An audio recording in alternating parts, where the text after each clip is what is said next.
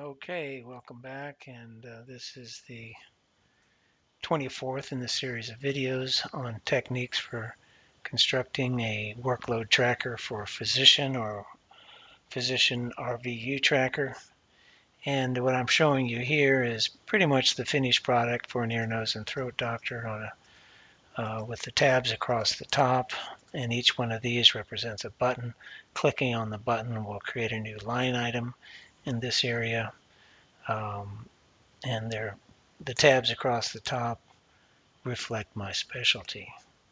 This area is a representation of the data. I put a day of week calculation here, and I even color coded them so you could see the different changes in color based on the different days.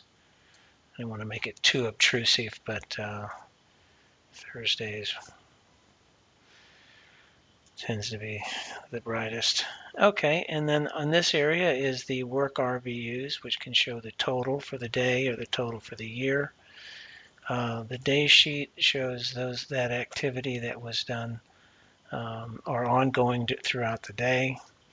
The exit buttons here. These are a way that you can, based on queries and reports, embed this into your FRM main so you can keep track of how many consults you're seeing at different levels. And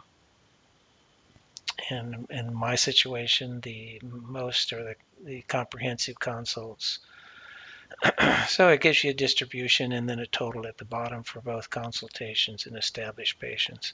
I actually track post-ops and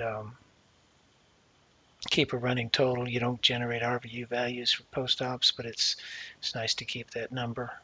It's easy to do. It's a click of the button here. For example, if you click that should go to 41, and it did. But let's get rid of it since it actually didn't happen. I can delete that and then just refresh, and it'll go back to its original number. The same is true for new patients. In my particular practice, we don't really see new practices. Many practices do. They don't use this. They use this, kind of the new Medicare guidelines.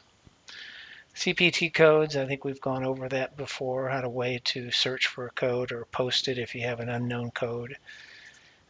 Description, the same is true here. If you double click, you can find all your codes and descriptions and RVU values.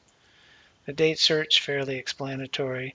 The refresh, the copy, XML, and the backup. Backup is a one-step script for, I won't click on it because it'll generate an email to my email, and then it'll take the TBL list data. Where is it? TBL list. It will take all this data and output it to a Excel spreadsheet.